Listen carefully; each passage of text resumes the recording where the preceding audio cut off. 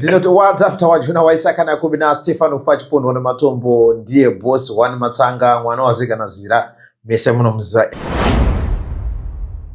kunaiza hakuna kunonzi kunaiza yezvo zvindopa makuona kunonzi kunaiza. Okay. But madrama ininda nditori muvambi wemadrama ezvitira zvinhu zvangu.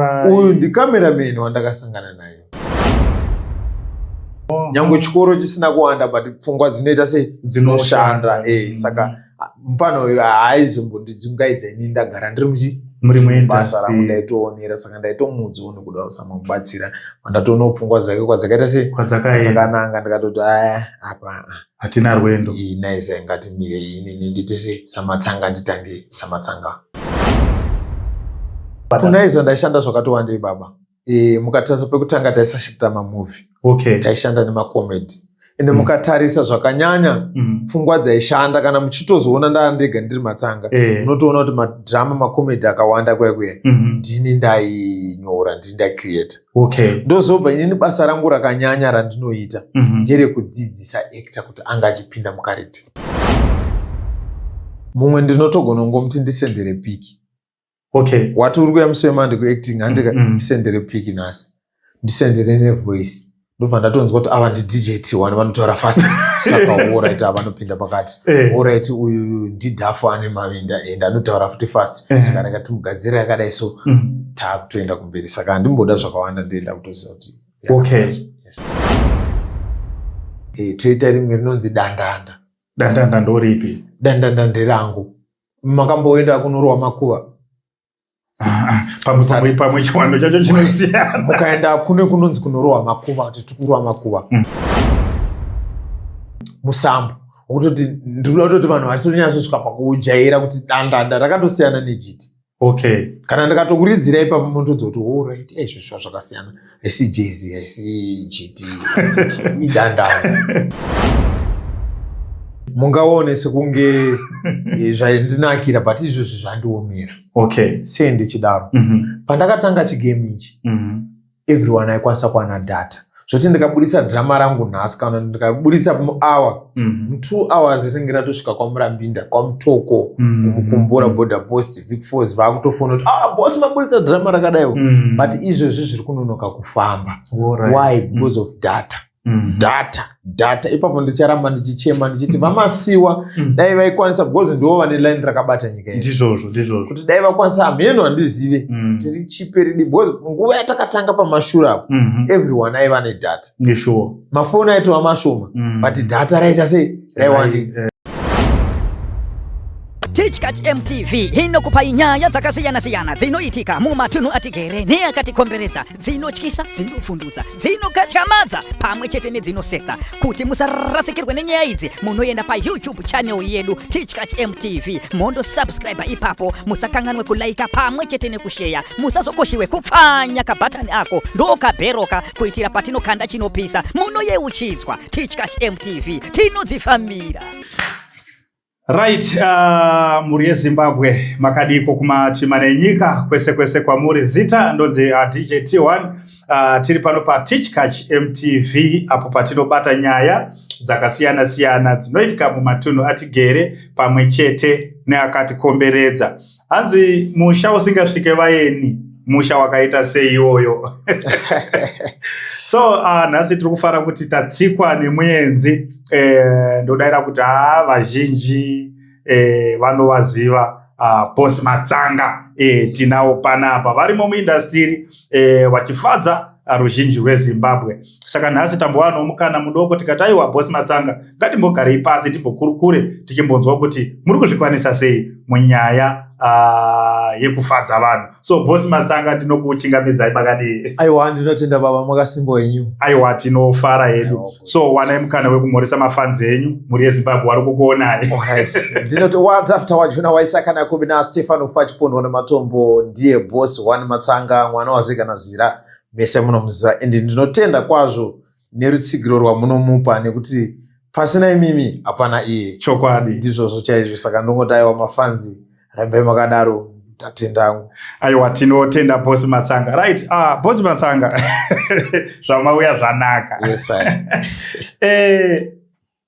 inini hangu kusaidi kwangu zvichida pamwe tine vamwe mhuri yeZimbabwe wanenge wachida kuzivawo munhu anonzi Bosi Matsanga. Bosi Matsanga ndo zita renyu chairo here kana kuti zvakanaka? Bosi Matsanga ndiri basa. Okay. Yes, munhu anonzi Ernest Mavaza ndo zita chairo, zita repachitupa chairo. Alright, izvozvo chaizvo. Ndinotenda Bosi Matsanga. Yes. Saka zita rekuti Bosi Matsanga rakabva papi? Zita chairo rakatanga pamunzi Matsanga. Okay. Yes, Matsanga rakabva kudhara. Ndifunga Matsanga rakatorwa zita revana Matsanga wekumozambique. Okay. Zvichienderana nenhoroondo yekukura kwandakaita sei kwamakaita pane zvaiitika zvakada kunofananidzwa naMatsanga wekumozambique. Okay, Bosi Matsanga aigurawo nemusoro here? Handizvozvo, aigurawo nemusoro ende aiwandira, anongorekana angobudikira pamusingafungire, saka ndo pakabva zita rekunzi Matsanga. Then bosi iyi it's like ndakamboitawo zvemangoma kudhara ndichitanga ikoko, saka ndainzi Born Free. Rari zita remangoma. Saka takuenda kumadhirama takatatu, saka Born Free tomusiya here because music yacho tichange tichita sefuti tichishanda tichirova. Saka rega tichizvitakura tizvisechi pamwe chete patangoiti Bosi Matsanga. Okay. Saka ndokabhipa kakabva ipapo. Alright. Saka yaiwa ndaibata. Alright. Saka Bosi Matsanga mhuri yeZimbabwe inokuziwai muchiita zveacting. Zveacting izvi zvakauya sei kwamuri? Zveacting mawiri azvakaita. Ndingangoti chekutanga chinokonzeresa makuriro aunoita. Ndizvozvo. Ndakambotaura pane imwe nguva ndodzokorodza taura kuti ndiri munhu ndakakura vabereki vangu vese varipo. Okay. But ndiri munhu akakura ndisina vabereki vangu. Alright. It's like inini time yandakazvarwa baba vangu vakabva vatora mukadzi wechitu. Okay. Saka munongoziva zvana baba vakudhara. Isusu tiri 9 mumba medu. Okay. Ndiri wechi7. Alright. Saka time yandakazvarwa inini baba vachitora mukadzi wechitu ndandirikamufana kadiki. Alright. Baba vakabva vati uyu ndiye mwana wekutanga wamainini. Saka ndini ndakanogara nani namainini, taigara kumusha. Okay. Baba nevamwe vana naamai vaigara kuno kuHarare. Alright. Izvozvo chaizvo. Ende amai vangu vanga vari mucross border. Zvoti vanogona kuti mwedzi vari South Africa wodzoka kana wiki chete zvotongona kutadza futi kuya kuzoita sei kuzokuona.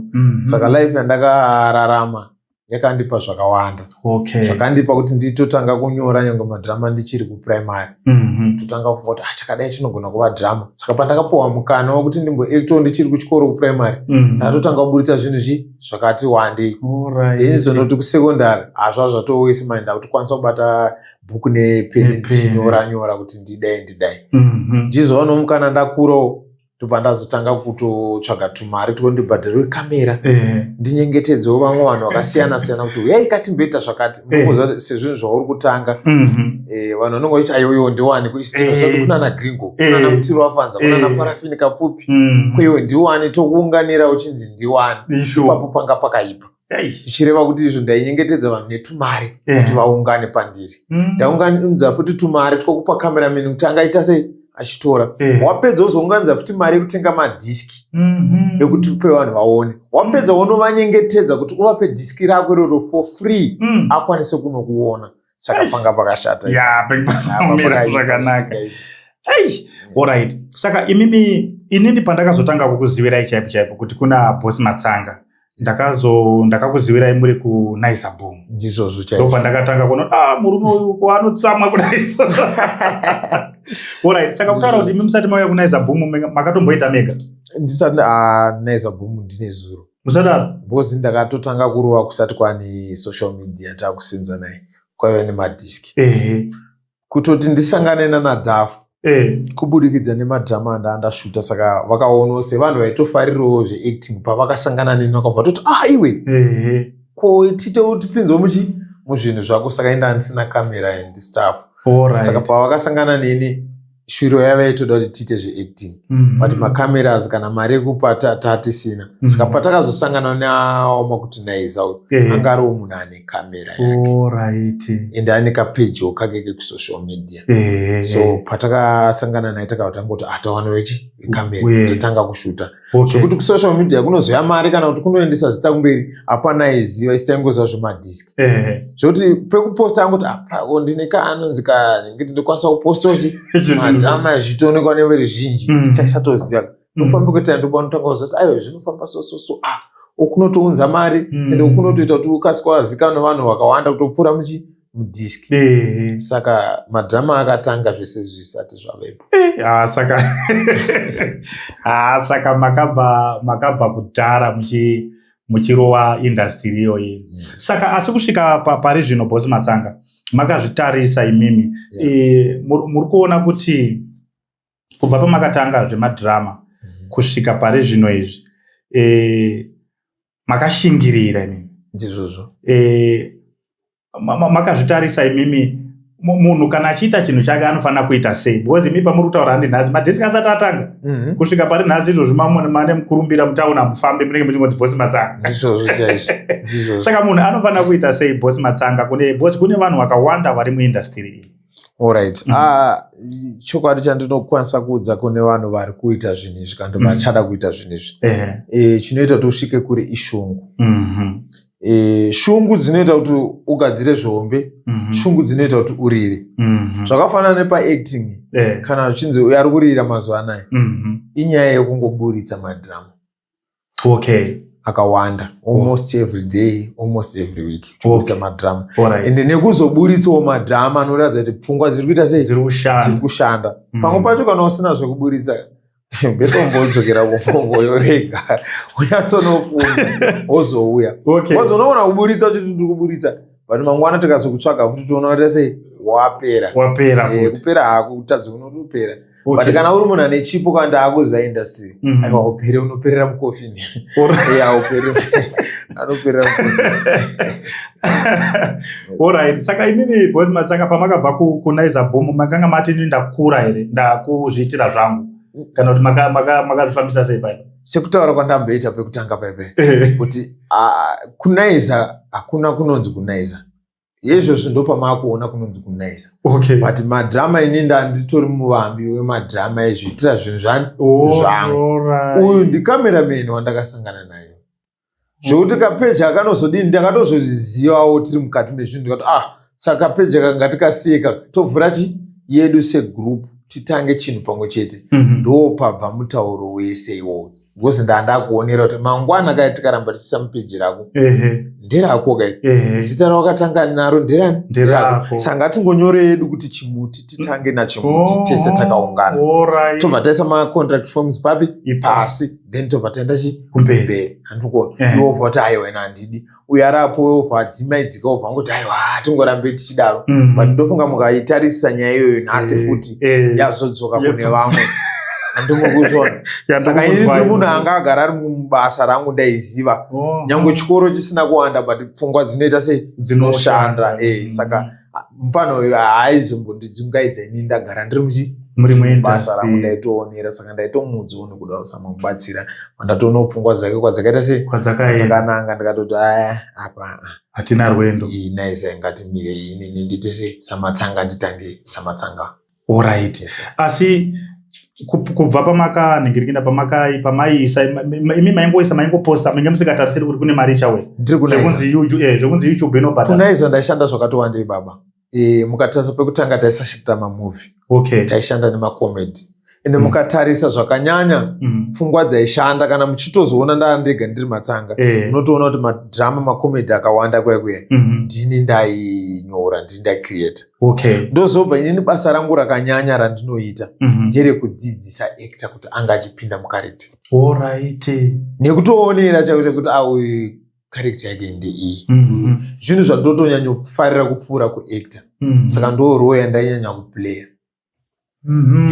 Zvekutoti munhu mukatomuona achiti nindoda kuita zveacting munotomudza kuti right iwe unofanira kuplaya role yakadai. Mumwe ndinotogona ngomuti ndisendere piki. Wati uri kuya musemande kuacting handika ndisendere piki nhasi. Ndisendere nevoice. Ndobva ndatonzwa kuti ava ndiDJ T1 vanotaura fast. Saka alright vanopinda pakati. Alright uyu ndidhafu ane mavinda ende anotaura futi fast. Saka ndakatimugadzira yakadai so takutoenda kumberi. Saka handimboda zvakawanda ndienda kutoziva kuti asi vamwe vanhu vane mibvunzo kaBosi Matsanga. Munoziva kuti vanhu vano mibvunzo yekuti alright saka zveacting izvi zvinenge zvichiita vanhu izvi zvakambomira sei vanobhadharwa sei vanhu avo zvine mari here zvinombofamba sei? Zveacting chekutanga ndinoda kuti pamusoro penyika yedu yeZimbabwe, dai Mwari zvaibvira vazoiropafadza, dai Mwari zvaibvira vairangarira vapindira mukati menyaya dzeacting. Because acting itori kambani inokwanisa kuraramisa mhuri neveruzhinji. Tikatarisa kuna Nigeria uku, even kuna America ikoko, vanhu vari kutoita sei? Vari kutorarama neacting, but muZimbabwe haicheukwe. Ambopo mafunga vamwe kuti vanombodawo kucheuka, but kucheuka kwavo hakusi kucheuka chaiko, kungotasa nekaside of watasa futi kwavari kuenda. So ipapo panyaya dzekubhadharwa ndingangoti hakuna munhu anouya chaanonzi anoita sei anobhadhara. Tumari twatinotowana isusu hatusi twenyika ineyi, tumari twevanhu vekunze kuna naAmerica, England namafanzi akatikomberedza, kunyanya mhuri yeZimbabwe yakapararana nenyika dzakasiyana-siyana. Kuvhura kwavo kwavanoita sei kwavanoita tumadhirama twedu kuFacebook, YouTube ikoko, tumasenzi twavo twavanenge vachidyirwana naYouTube. YouTube inozodecide kuti matsanga iwo ndouri kuita kuti ndiwanochi kamari, ndakukupoka kachi kamari, ende ndatopiwa futi kangu kamari kari kuzorohwa tax futi ye30%. Saka andingati ndiri uku ndiri kushanda ndichitorerwa futi chimazai angu akandira.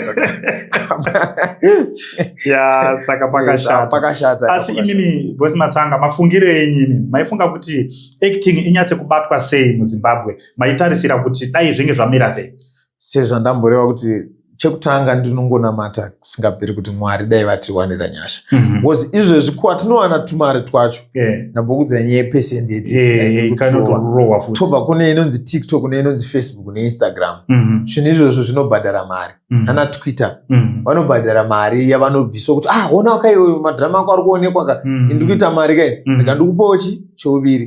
But zvinhu zvandataura kuti Facebook, TikTok, Instagram nana Twitter havasi kubhadhara mari muno muZimbabwe. Because zvinonzi isusu tiri under sanctions. Ndati vaziziva vapana vachiri kukura kuti izvozvo hazvibhadhare mupi muno. Chinobhadhara muno muYouTube, but inorwa futi yes. Saka dai Mwari vapindira masanctions akwanisa nekubva, vanhu vanongoti masanctions vasingazivi kuti akakoshera papi, ari kuuraya munhu wese. Saka masanctions yavo akawanikwa nekubva, tikutotarisa kuti ana Facebook, TikTok vese vakuita sei vakubhadhara, takwanisa nge tichiwana mari. But haisiriyo mari yatinakatarisire kuti inge ichiita sei ichimisa industry yedu. Ngatitarisei pekuti isusu dhirama ari kubatsira mumwe nemumwe wese ari munyika ineyi. Mune stress yenyu mumba, muri kunetsana namai mwana, mukatoonawo madhirama Freds. Sometimes stress inogona kumboita sei inogona kupera. Tine vari kumaruwa rumwe misha kwakasiyana-siyana kuro, vari kudzidziswa zvakawanda ma-early marriages. Mwana harurwe asati asvika makore yakadai zviri kubudikidza nemadhirama aya. Ndichokwadi. Tinokuona kune dzimwe dzanagender kuti vanhu vari kurwa mudzimba zvikudai zvese zviri kubatsirwa kubudikidza nemadhirama.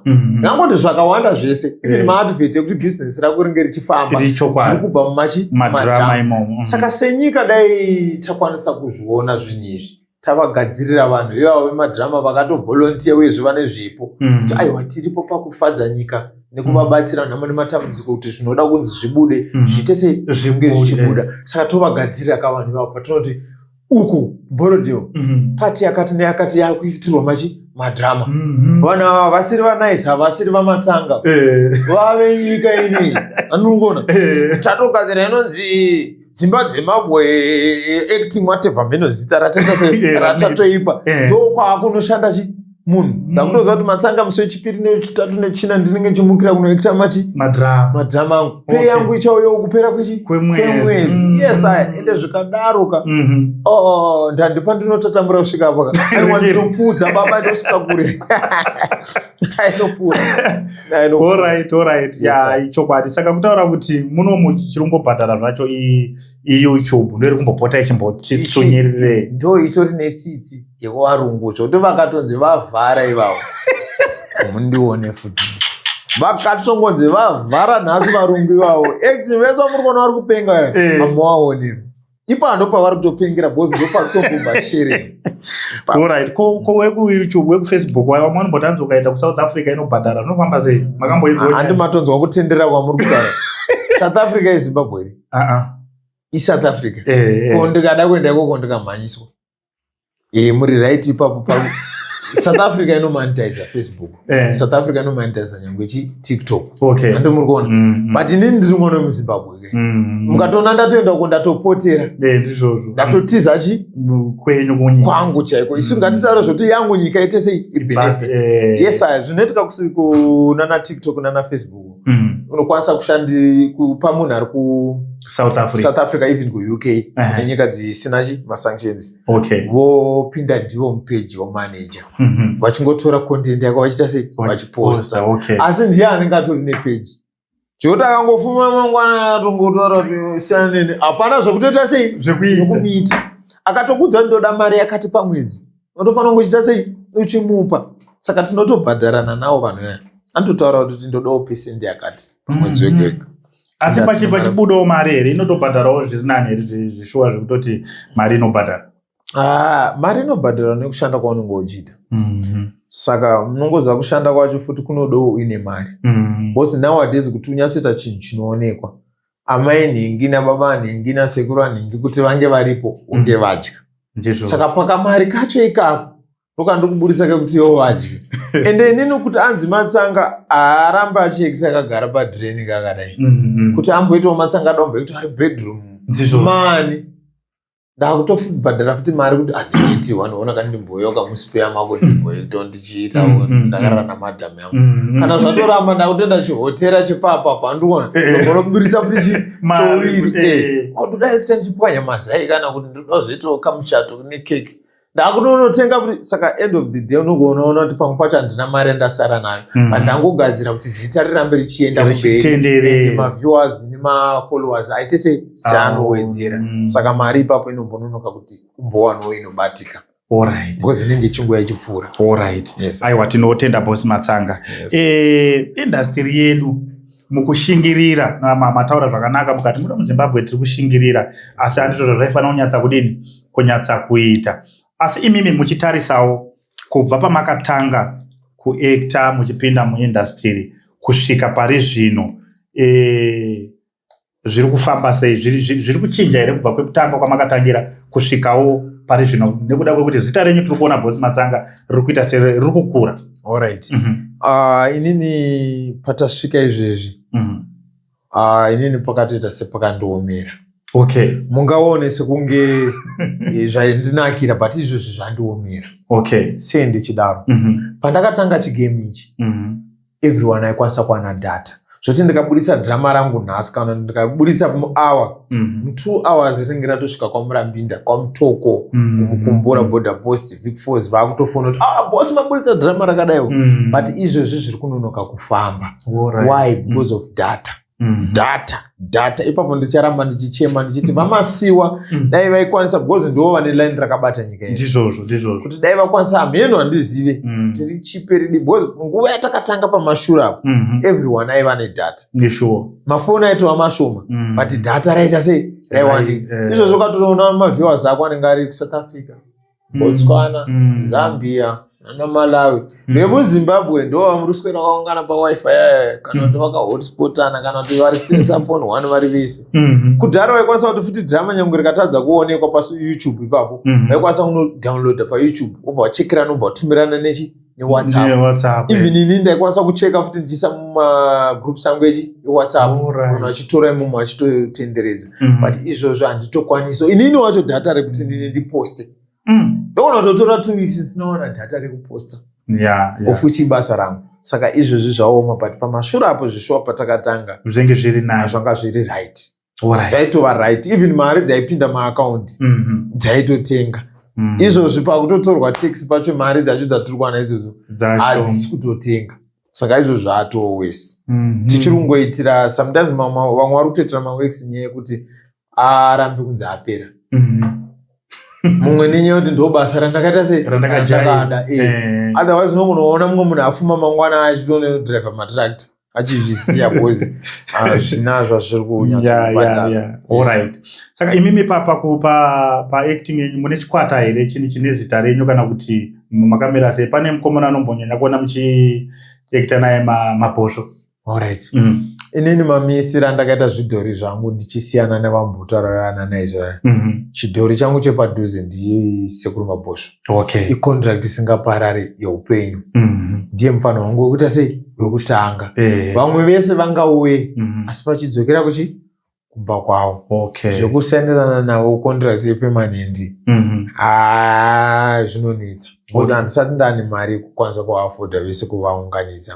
Saka ndinoshanda navo tichipedzerana vachiita sei vachienda kwarwendo daiso tichienda. But Mabhosvo ayo anoramba aripo kusvika pazvichanyatsotowo zvakudaiwo kana ndichibvumidzwa kuti ndowedzere vamwewo andowedzera because ndinda kuwana choviri but izvi zvakatosonga kudai zvitori wese. Ndingatongopenga naMabhosvo tiri vairi.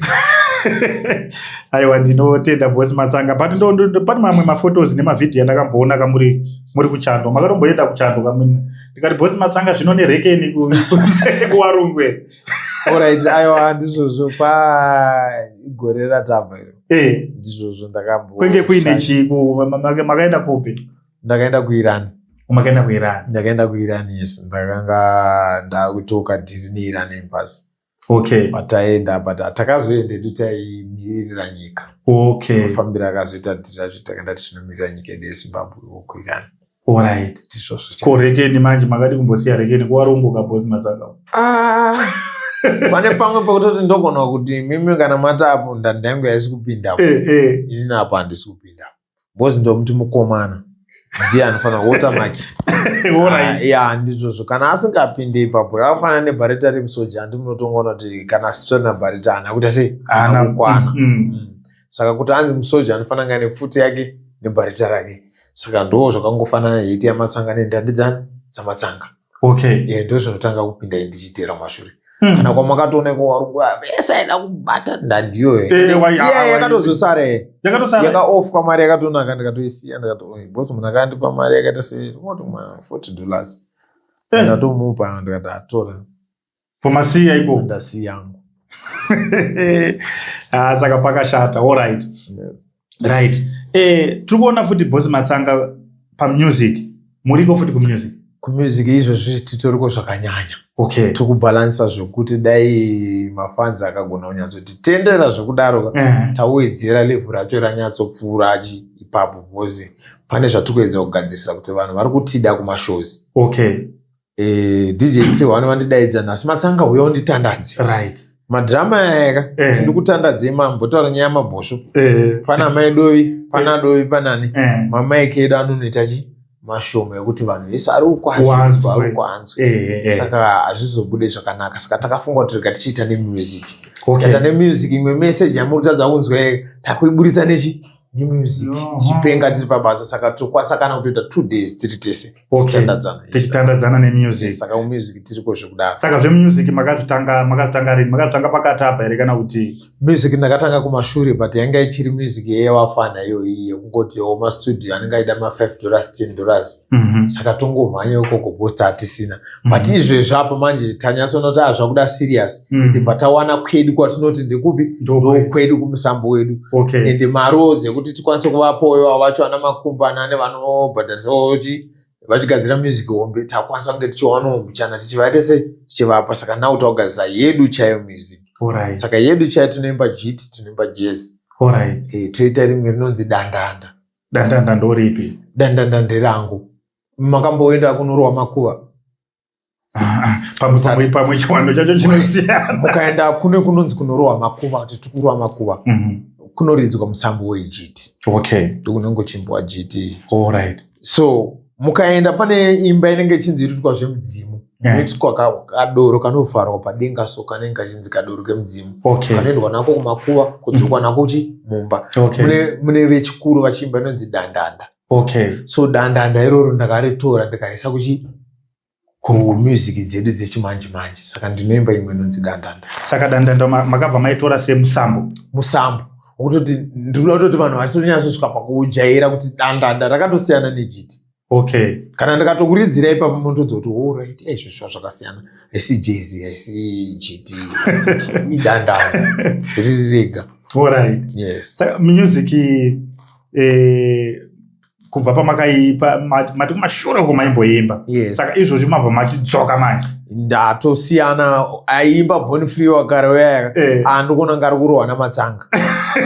Izvozvo havo vaiva vaimboziva Born Free vanomudaidza kumastudio avo vachimuimbisa mangoma. Okay. Ndi Born Free anenge achitoita zvemangoma anongoimba imbawo but anokundwa namatsanga. Okay. Matsanga kana auya ndi anonosvika pajiti unosvika padandanda reri woimba futi nyangwe nejazz anoimba. Matsanga kana atosvika ayo matsanga ndomuziya. Where's matsanga inomukadaruka wetonge matsanga acho anosvikirwa isvikirwe here. No, but vanhu tu vakasiyana. Vakatosiyana. Vanhu tu vakasiyana. Vakatosiyana. Iwani but vanhu tu vakasiyana. Ndizvo chaizvo. Okay. Alright. Saka imimi kubvawo pamuri kuona imimi Bosi Matsanga muchiisa music yenyu kuvanhu vazhinji vaikuziva muri kumadrama. Yes. Muri kuona sei? Vari kuitambira sei music yenyu? Ini ndiri kufara zvisingaiti kunyanya pandobuditsa mavideos emusic yangu. Mafans ari kunditambira zvakanyanya. Okay. Ende vachindipawo maadvice akatowandira kuti ukona musambo uyu wanzira ikoko because ndaona musambo unofarwa nevarungu. Ende ndiri kuona ngo uri kuugona zvakanyanya saka ndingangoti mafans akawanda ari kusimbisa kumusic iyoyo yandatanga iyoyo. Okay. Saka ndiri kutofanira kutowedzera. Kuti murambe muchipinda muwanhu. Yes, ende zvinanadanda izvozvo vechidiki vasingatozviziva semi matotaura kuti hanzi ndoda kuti vazvizive zvivabatsire saka handiri kutowedzera moto chaiwo. Alright. Yes. Aiwa ndinotenda Bosi Matsanga. Saka kune vamwe vanoti sisu pane vamwe vanoita madrama, pane vamwe vanoita zvemusic bozi apa Bosi Matsanga mabata kwese. Yes. Vanoda kufeature nemi. Vanoti inini ndaishuwira. Munoziva kuti pane umwe munhu asingatogoni kutoziva kuti Bosi Matsanga ndoatanga sei kuti wandibatsirewo zvinhu zvangu zvifamba. Because muindustry magara murimo. Inini am open for everyone. Vagara vanoziva vanoto namba dzangu ndokanitumira paTikTok paFacebook vanadzo vakawanda. Ndinovati uyai. Okay. Kubasa. Uyai titese tishande. Because mumwe musi wandichakudadira. Iwo ndo uripo pamwe kundisimudza. Ichokwadi. Ndinoremember mumwe musi Dr. Bond vachishuta video yesong ya mwana wakapfupi naMaster H. Okay. Inonzi ka step kwekufamba munzira. Vakabhadhara vanhu vavo vese vaida kuti vabude pavidhiyo ravo. Then vatozodaro vakazondifonera vakanzi ndangokufungawo sokuti kune munhu anonzi Matsanga. Ndiri kuda kuti ubudewo pavidhiyo pangu but ndatobhadhara vanhu handisisina mari yako iyo. But kutonditi havasina mari yangu ndakafara zvisingaiti. So vakabva vangoti vanokwanisa kuwana yangu yetransport chete. Kati abho. Ndikakuudza kuti DJ pandakanotamba pakastep.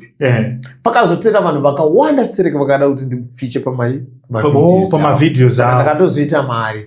Todarika pamwe vanhu vakatenga vaita se vabhadharwa paipesa. Ndozvifarira zvokuti tu. Alright. That's nice. Aiwa ndiri kuzvinzwa. Aiwa saka pakanaka Bosi Matsanga ipapo. Pakanaka. Alright. Saka phone number munogona kuwasira here vanenge vachida kuzokubatai? Namba ndokwanisa kuburitsa.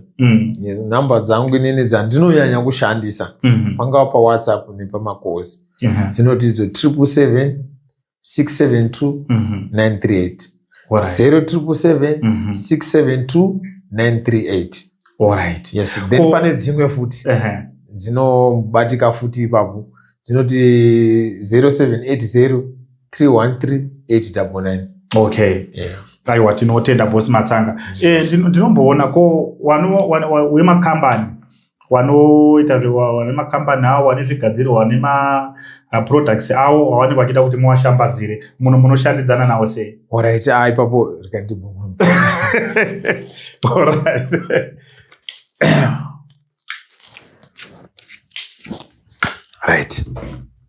Right. Kune makambani magona zvisingaiti. Ndiri munhu anga ari kushanda neKuSplash. Okay. Kambani yeKuSplash kana kushanda kwatava tiri kuita necontract yedu yanga iri kutaura kuti iyo haindibvumidze kuti ndiite advert rimwe redrink any drink. Even kutoonekwa ndichimwa mvura iyi. Kana mvura iyi dai nhasi ndisina kuibata.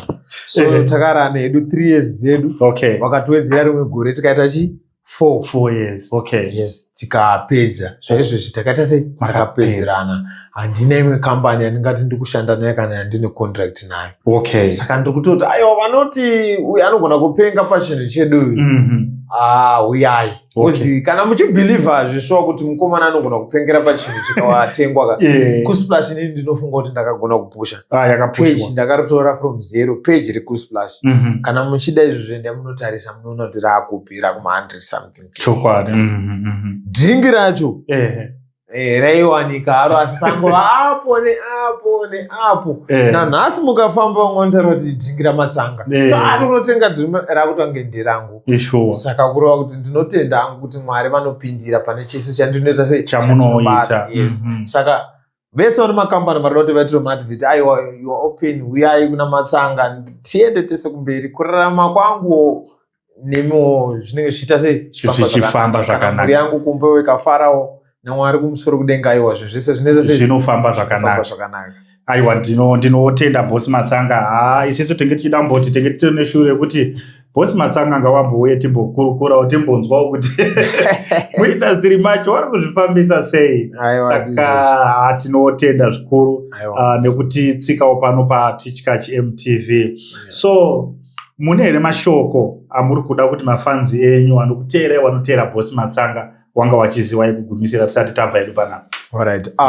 Ndongoramba nchidzoka kwavari nchingoti ndichitanga zvinhu zvisapoti yanga yakawanda singaite kunyanya kune vanobatsira kune zvinondishotera zvaindiremera kuti ndoendawo kukempi ndinoitawo mamovhi anoonekwa neruzhinji. Varipo vaisawo tuhomwe twawo ruoko rwavo pamusoro ruchienda mberi. Onai gumbo rekamera rangu radimbuka, onaiwo lensi rangu rapwanyika. Varipo vaiuya vachiita sei vachibatsira. Saka izvozvizvi vaita sevanodzoka mashure. Ndoti kana ndine pandakavatadzira kana ndine zvandiri kuvatadzira ndinokumbira ruregerero pamberi paMwari wangu musoro kudenga. Varambe vachiuya vachindibatsira because paipai ndaiva ndiri mwana mudiki. Ndanga ndisati ndatosimba bhonzo zvekuti ndakunyazoziva inonzi life. Kusvika pandiri panapa izvozvi ndaakuziva zvandofanira kuita. But vanhu vaya ndopavakuita sei? Pavakuita sevanotaramuka. Saka ndoenda futi kune vari kudai zveacting. Kana muchinditrasta kuti nezuro ndakakuitirai chakanaka, nditruste namangwana futi ndogona kuitirai chakanaka. Uyai tishande. Chokwadi. Kunyanya vechikuru. Because vatanyanya navo kumashure kwese vana vadiki. Vechikuru chaya kana vachinyazoziva kuti zvinhu izvi zviri kubatsira munhu wese. Ngavauya nadzo Regina tibatane tiende kupi? Tiende kumberi. Yes. Ndodzoka futi pamusoro penyika yedu kuti aiwa kana Mwari ari mubatsiri ngaapinde munjere dzenyu. Tibatsirane because mutambo uyu uri kuda tese tiri pamwe chete. Tibatsire nevana vari kuteera kumashure nekuti aiwa ratove basa. Tarisai muone mimi mapesenti mangani enyika yeZimbabwe ava kurarama social media. Vari kuda ruoko rwenyu, pindirai mise ruoko rwenyu tiende kumberi. Itoripo something yamatogara matoona kuti iri kutova ichitobatsira kunyika. Handidho tax yakaiswa nhasi iri kuenda kunyika. Saka mukasa ruoko rwenyu ichawedzera. Kureva kuti tizochema imimo futi muchabatsirikana neruzhinji ruri kuteera mashure ruchaita sei? Tichamaisa nhamo. Musi tikatomuuraya nhamo tikatoona kuti uyu nhamo afirapo tovakira guva rake. Saka ndikuti aiwa ngatibatsirane tise musoro pamwe chete zvinhu zviende kumberi. Aiwa ndinotenda Bosi Matsanga. Thank you very much nekuuya kuno. Right, muri yeZimbabwe handi Bosi Matsanga tinge tongoti munyu zvishoma. Tangoti aiwa timbopfuraiwo nekuno nhasi timbokurukura timbotaura zvichida vamwe pane wange wasati wambowawana wasati wambowana Bosi Matsanga ndo vandakagara nawo munomu. So Bosi Matsanga pane umwe munhu ada kukuteerai nhasi paFacebook kana paYouTube. Zita ravanokwanisa kuti vandoone mitambo yenyu paFacebook kana pamusic wanoti chii? Alright. YouTube yangu yakanzi Matsanga Comedy kana kuti Timpageto Films. But Matsanga Comedy ndo YouTube. Then toenda paFacebook yakanzi Bosi Matsanga. Bosi Matsanga ndo Facebook. But ndine imwe kadiko futi kandakavhura kari kunze kwenyika sezvatamboriwa zve kuti dzedu idzi hadzibhadhari. Iyoyo inonzi Mushambari Chakwata iFacebook. Okay. Then ndine YouTube futi sezvandamboiva zvezve yatakavhurawo kari kwekunze kwenyika kuti kazotibatsirawo mangwana futi. Iyo inonzi Hombe TV. Okay. Hombe TV. Vandavhura futi nekaTikTok kacho futi kari kekunze kwenyika futi kari kaHombe TV. Okay. Then yemunomuwo futi iripo inonzi Matsanga 10 TikTok. Alright. Yes. Saka ndomamirira zvakaita kuFacebook Boss Matsanga neMushambari Chakwata. kuYouTube Matsanga Comedy neHombe TV. kuTikTok Hombe TV neMatsanga 10. Alright. Yes. Aiwa tinotenda Boss Matsanga. Muri yeZimbabwe. Thank you very much nekuramba muchititeerera nekuramba muinesu misi nenguva nofunga manzwa Boss Matsanga vachitaura. Vanoda kuona zvavanoita, vanoda music, vanoda madrama, macomedy, Boss Matsanga havasi kumira, vari kupfuurira mberi. Saka munovateera kumaplatform avo avari kutaura iyayo, ndo kutsigirana kwacho. Muchivhiwawo zvinhu zvichipera, kwete ngoti ukangoona chinhu woskipa, onaiwo chinhu kusvika chadini kusvika chapera. Zvakatikoshera izvozvo. Saka so thank you very much muri yeZimbabwe. Wanoda kubata Boss Matsanga, namba wasiya, wakuudzai kuti wari kuda kupindawo mune zvemusic, mune zvemadrama. Boss Matsanga wakasununguka kushanda nemunhu wese. Saka so thank you very much muri yeZimbabwe. Kana kari kekutanga kusvika pano paTichkach MTV, musakangana kusiya masubscriber YouTube channel yenyu, musakangana zvakare kufollowa Facebook page yenyu Tichkach MTV. Kabhero ako munokabaya kuitira patinoposta chimwe chinhu munoyeuchidzwa kuti Tichkach yaposta chimwe chinhu. So thank you very much. Ngatisangane zvakare muzvikamu zvinotevera. Mazvita.